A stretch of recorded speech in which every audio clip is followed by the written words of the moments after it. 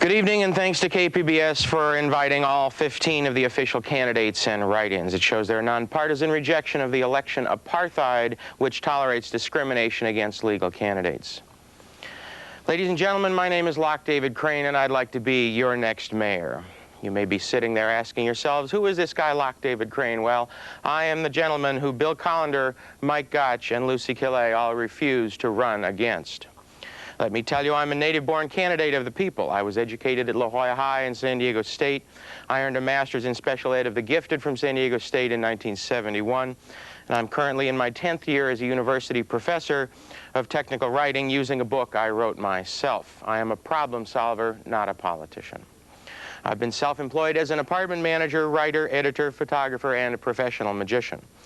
I've been fooling the public for 20 years visually instead of financially, and this vocation has brought me income and enjoyment, not indictments and indignation. I feel the public would rather be fooled by a magician than by a dishonest politician, and that is why I say, not another politician. San Diego needs a magician. I'm also familiar to San Diego residents as Captain Kirk of the Star Trek. It symbolizes my personal dream for a nonviolent, non-nuclear, and non-sexist future when aliens are still legally employed. But let me tell you a little bit more about my dreams for San Diego. I would like to update the I Have a Dream speech of Dr. Martin Luther King to a line from the Rocky Horror Picture Show, "Don't dream it, be it." I'm dreaming of my hometown dressed in deep blue skies and graceful bridges, with turquoise waves rippling along the unlittered shore of a 5.4-acre bay park and the quiet hissing of clean mass transit moving millions of people. I dream of a butterscotch flaming ball, that's one of my students' phrases, sinking soundlessly into an azure Pacific mirror behind a restored and running roller coaster. I dream about education that teaches students to be creative and productive, not silent and resentful. I have a dream about non-polluting power sources that are not built on fault lines, about cheap and reliable transportation, recycling centers, and free parking at clean public libraries. I have a dream in which aliens are legally employed, employers are legally regulated, and those refugees yearning to be free are accepted into the golden door of American sanctuary. In this dream, Mexican sewage is channeled and recycled, the border is closed to all but legal traffic, and aliens who formerly robbed and raped in the dark canyons are stymied by an impenetrable fence and an illuminated barrier. In my dream, I realize that if you can smuggle pot, parrots, and people through that sieve of disgrace, you can also carry death, destruction, and a nuclear device from a flaky foreign terrorist, or even cross the border to assassinate a newspaper editor whose views you disagree with.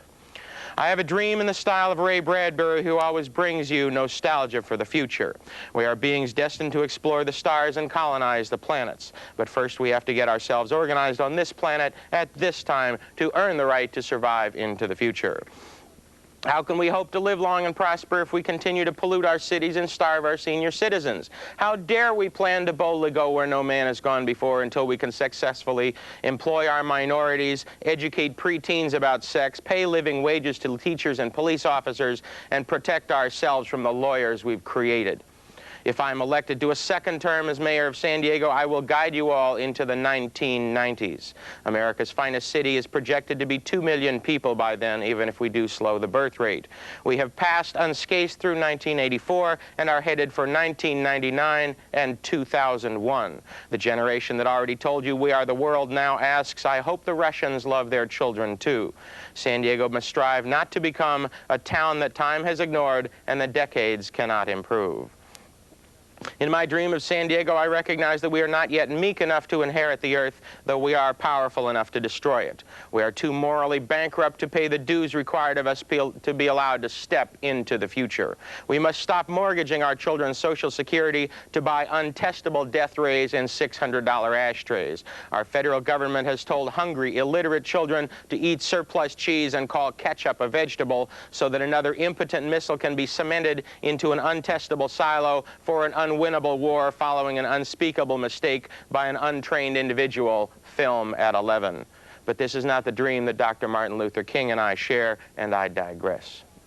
I too have a dream for San Diego of liberty, equality, and mutual respect, in which the lion not only lies down with the lamb, he brings a vegetarian feast as well. Mine is a hometown in which all men and women can hope to become fully enfranchised as voters and are appreciated not by the color of their skin, but by the content of their character. I have a dream for San Diego in which a hot lunch for the homeless is as easy to find as it was for Uvaldo Martinez, and where a free lawyer can be had not only for the ignorant and insolent, but for the unemployed and indigent. My dream shows compassion for teenagers who smoke, crooked presidents, and greedy mayors. In my dream, I see teenagers freed and rapists jailed, aliens deported and citizens employed, women paid equally for equal work, and liberty and justice for all. In that dream, we have kicked out the Shahs and the Somozas, repudiated the Farrakhan's, scattered the Hitlers and the Duvaliers and the Marcos goons like cockroaches from the light of democracy. I have a dream that we can return honesty to our political forums, creativity to our classrooms, efficiency to our transportation. Please vote for Lock David Crane. Thank you.